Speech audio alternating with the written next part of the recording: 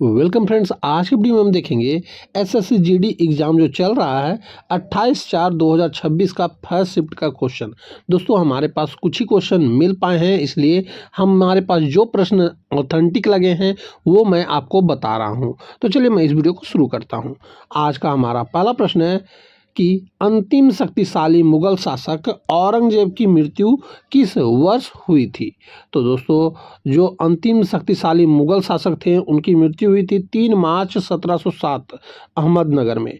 उन्हें महाराष्ट्र के खुलदाबाद में दफनाया गया था। ये आपको याद रखना है। दोस्तों इससे रिलेटेड आपको एक क्वेश्चन और पूछा जा सकता है एग्जाम में कि अंतिम मुगल बादशाह कौन था। तो कौन थे और उन्हें कहाँ भेज दिया गया था 1857 विद्रोह के बाद। ये क्वेश्चन आपके एग्जाम में पूछा जा सकता है, तो ये आप हमें कमेंट करके बताएंगे। हमारा अगला प्रश्न जो आपके एग्जाम में पूछा गया है वो देखिए, 2011 की जनगणना के अनुसार भारत का लिंगानुपात कितना है। तो हमने आपको पहले ही कहा था कि जनसंख्या से एक प्रश्न आपके एग्जाम में जरूर पूछा जाएगा। तो ये देखिए इजी क्वेश्चन ही पूछा था, 943 प्रति हजार पुरुषों में भारत की जो लिंगानुपात है वो है टोटल। ये आपको याद रखना है। और सबसे सर्वाधिक कहाँ का है ये आपको याद रखना है, केरल का। और सबसे कम हरियाणा का। ये आपको याद रखना है 2011 के अनुसार।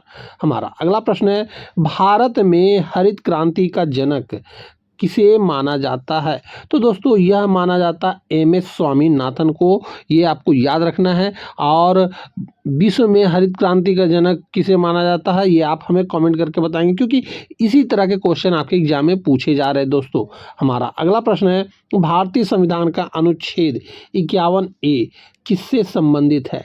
तो दोस्तों 51A जो है यह मौलिक कर्तव्य से संबंधित है। और यह भाग किस में है ये आप हमें कमेंट करके बताएंगे, क्योंकि इसी तरह के क्वेश्चन पूछे जाएंगे और आप यदि कमेंट करते हैं तो आपको याद हो जाएगा। और ये सारे प्रश्न आपके एग्जाम में पूछे जाने की बहुत ज़्यादा संभावना है। पुंग चोलुम किस राज्य का प्रसिद्ध लोक नृत्य है। तो पुंग चोलोम ये है मणिपुर का लोक नृत्य है। देखिए आपको जो सेवन सिस्टर है इससे आपके नृत्य पूछे जा रहे हैं ज़्यादातर क्वेश्चन दोस्तों, इसलिए सेवन सिस्टर का जो भी नृत्य है वे आप कर लेंगे। और साउथ बिहार के भी माने साउथ के तरफ के भी क्वेश्चन का नृत्य आप कर लेंगे, क्योंकि इनसे 2 प्रश्न आपके नृत्य के क्वेश्चन पूछे जा रहे हैं। हमारा अगला प्रश्न है, भारत के वर्तमान सीडीएस कौन है। तो वर्तमान सीडीएस जो हैं जनरल अनिल चौहान जी हैं। और पहले सीडीएस कौन थे ये आप हमें कमेंट करके बताएंगे, क्योंकि उससे क्वेश्चन आपका एग्जाम में आ सकता है। हमारा अगला प्रश्न है, द्रोणाचार्य पुरस्कार किस क्षेत्र में दिया जाता है। तो द्रोणाचार्य पुरस्कार जो है दोस्तों यह खेल प्रशिक्षण के क्षेत्र में इसकी शुरुआत जो हुई थी 1985 में हुई थी। ये आपको याद रखना है। द्रोणाचार्य पुरस्कार पूछा गया है। तो अब मेजर ध्यानचंद पुरस्कार पूछा जा सकता है, ये आपको याद रखना है। इसलिए मेजर ध्यानचंद पुरस्कार वर्तमान में किसे मिला है और कब से शुरू हुआ है ये आपको याद रखना है। हो सकता है एग्जाम में पूछा जाएगा। हमारा अगला प्रश्न है कि राज्यसभा का सदस्य बनने के लिए न्यूनतम आयु कितनी होनी चाहिए।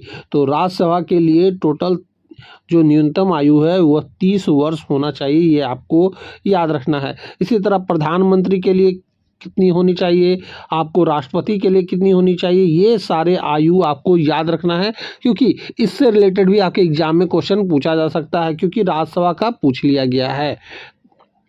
और अगला प्रश्न जो पूछा गया था, अब हिंदी से इतने ही हमारे पास जीके के प्रश्न आए थे। अब हिंदी के कुछ प्रश्न मैं आपको बता देता हूँ। जैसे शुद्ध वर्तनी उज्ज्वल और आशीर्वाद शब्द की शुद्ध वर्तनी पूछी गई थी। तो इनका तो आप जान ही रहे हैं, कोई भी एग्जाम हो उज्ज्वल और आशीर्वाद से रिलेटेड प्रश्न पूछे ही जाते हैं। तो इसी तरह का आप क्वेश्चन देख लेंगे, क्योंकि शुद्ध वर्तनी आपके एग्जाम में 2 पूछे जा रहे हैं। अगला जो पूछा गया था विलोम शब्द, स्थावर्क का विलोम पूछा गया था। तो इसका जंगम होता है, ये आपको याद रखना है। विलोम शब्द से क्वेश्चन पूछे गए, मुहावरे से क्वेश्चन पूछे गए। आंखों का तारा होना, बहुत प्यारा होना, ये मुहावरे के क्वेश्चन थे। और दोस्तों मैथ के क्वेश्चन बोले तो आपको एलसीएम एचसीएफ से एक क्वेश्चन आ रहा है, प्रॉफिट एंड लॉस से एक क्वेश्चन आ रहा है, आपको ये SICI का एक क्वेश्चन आ रहा है दोस्तों। फिर टाइम एंड वर्क से क्वेश्चन आ रहा है। रीजनिंग में आपको कैलेंडर से 2-2 क्वेश्चन पूछे जा रहे हैं।